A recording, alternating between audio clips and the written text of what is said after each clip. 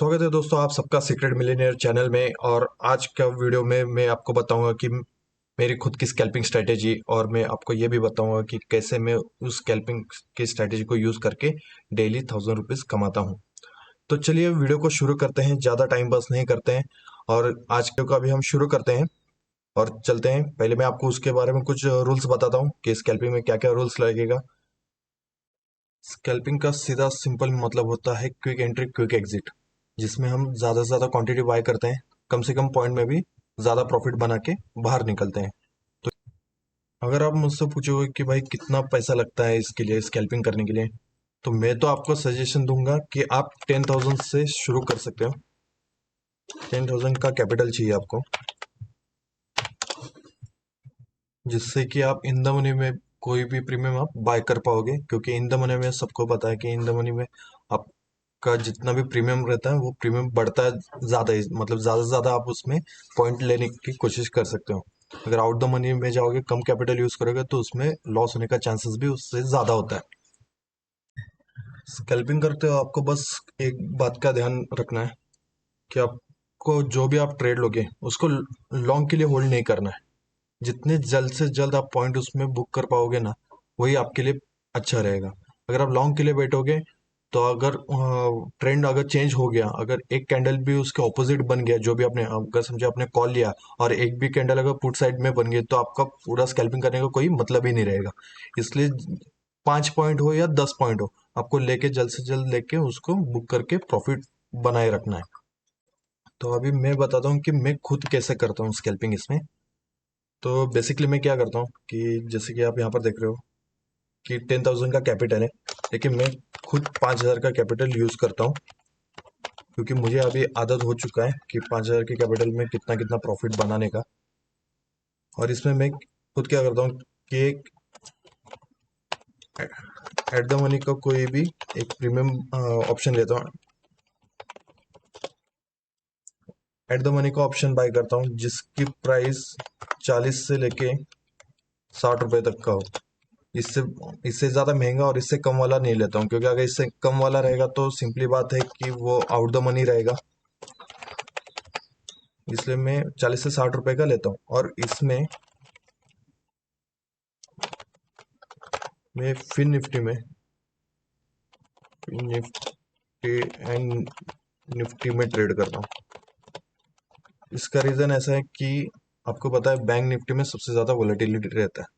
Fin Nifty और Nifty में trade करने का एक ही है कि इसमें ज़्यादा वोलेटिलिटी नहीं रहता है। अगर ऊपर भी जा रहा है तो धीरे धीरे जाएगा, नीचे भी आना है तो धीरे धीरे आएगा। इससे आपका स्टॉप लॉस हिट होने के चांसेस बहुत कम रहते हैं निफ्टी और फिन निफ्टी में।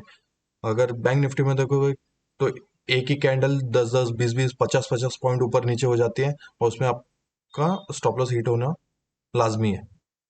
और मैं प्रेफर करता हूँ सिर्फ 5 टू 10 पॉइंट से बुक करने का मैं सोचता हूँ। अगर इसके बाद अगर वो कैंडल आगे जाके 30 या 40 पॉइंट भी हो जाए ना, तो मुझे उससे फर्क नहीं पड़ता। मुझे बस सिंगल, मतलब क्या है, ज़्यादा से ज़्यादा में 5 मिनट से 10 मिनट, 5 मिनट का कैंडल फ्रेम रहता है मेरा, टाइम फ्रेम रहता है कैंडल का, जिसमें 5 से 10 पॉइंट मुझे आराम से मिल जाते हैं। ज़्यादा से ज़्यादा मैं एक कैंडल से लेकर दूसरे कैंडल तक रखता हूँ, 15 मिनट तक भी मैं नहीं बैठता हूँ। ज़्यादा से ज़्यादा पहला एक कैंडल में एंट्री किया, सेकंड कैंडल पे बाहर निकल गया, जिसमें मैं 5 से 10 पॉइंट का प्रॉफिट बुक करके खुश रहता हूँ। इसलिए हमेशा मैं प्रॉफिटेबल भी रहता हूँ। अगर इसमें अभी मैं आपको एक एग्जांपल देता हूँ कि जैसे कि अभी हम एक चार्ट पे चलते हैं, और चार्ट पे मैं आपको दिखाता हूँ कि कैसे मैं 5-5 पॉइंट या 10 पॉइंट कैसे हम इसमें निकाल सकते हैं। तो जैसे कि अभी ये चार्ट देख रहे हो, ये चार्ट है, ये जो चार्ट है ना, देखिए, ये हम 18,500 का पुट पुट का ये चार्ट है, प्रीमियम का चार्ट है इसमें। और ये आज का अपना ट्रेड जो हुआ, आज का जो डे है, इसका ट्रेडिंग सेशन है। तो अभी मैं आपको यहाँ पर एक एग्जांपल देता हूँ। अभी जैसे कि देखो, यहाँ पर आज मैंने सुबह एक ट्रेड लिया था, इस रिटेस्ट पे लिया था, और ये 2 कैंडल के लिए मैंने वो प्रॉफिट बुक किया था आज सुबह। तो अभी यहाँ पर देखो, ये 18,500 का पुट है। तो अगर समझे एक बार कि अगर समझो आपने यहाँ पर इस टेस्ट पे अगर आपने बाय किया रहता, तो ये जो कैंडल है इसका लो कितना है 36.75। अगर आप मोटा मोटी मान लो कि आपने 37 में इसमें एंट्री कर लिया, ये 37 में एंट्री कर लिया, ये कैंडल ऊपर गया और इस कैंडल पे छोड़ो आप सेकंड कैंडल के यहाँ पर बीच में, यहाँ पर आपने 37 में बाय किया और यहाँ पर आपने जाके 42 रुपीज में अपने इस कैंडल में या इसी कैंडल में 42 रुपीज में अपने सेल भी कर दिया। तो आपके पास पॉइंट कितना आया? आपके पास पॉइंट आया 5 पॉइंट आया। और अगर यही 37 का मैंने कितना एक 4 लॉट बाय किया रहता है, यानी 200 पॉइंट बाय कर लिया रहता है, 200। तो अभी ये देखिए, इसमें जैसे मैंने अभी पूरा लिखा हुआ है, विथ हमने 37 में बाय किया इस कैंडल को और 42 में हमने सेल भी कर दिया, जिसमें हमने 5 पॉइंट को हमने हंड किया। तो अगर समझिए कि अगर आपने 37 के 4 लॉट लिए थे तो आपका पूरा कैपिटल कितना लगा? 7,400 रुपये का आपका ये लग गया था, कैपिटल लग गया। और आपने 42 को अपने 4 लॉट सेल कर दिया, यानी आपका टोटल टर्नओवर हुआ था 8,400 का, आपने सेल भी कर दिया। तो उसमें आपका टोटल प्रॉफिट कितना हुआ? 1,000 का प्रॉफिट हो गया था। तो इसी तरह से एक ही कैंडल में अगर आपको इतना मिलके 1,000 का प्रॉफिट हो जाता है। और मैं भी इसी तरह से करता हूँ, ज्यादा कुछ सोचता नहीं हूँ। अगर अभी आप मुझसे पूछोगे कि भाई आपको ये पता कैसे चला कि आपको यहाँ पर बाय करना और ये कैंडल ऊपर जाएगा, तो उसके लिए एक सिंपल सा लॉजिक है, वो आपको पहले बताता हूँ। जैसे कि अभी यहाँ पर देखिए, आपको बस ना सपोर्ट एंड रेजिस्टेंस, बस ये दो चीजें आपको याद रखनी है। क्या? सपोर्ट और रेजिस्टेंस, इसके ऊपर ही पूरा गेम चलता है। अभी यहाँ पर देखिए, आज का मार्केट क्या गेम कर रहा था। ये अपना ना कुछ 2-4 दिन पहले का ये अपना ये ट्रेडिंग सेशन था यहाँ का, ये वाला। इसके बाद यहाँ पर 2 दिन मार्केट ऊपर ही बना रहा था, परसों और उससे पहले का यहाँ पर मार्केट ऊपर की तरफ बना। उसके बाद आज मार्केट नीचे आया।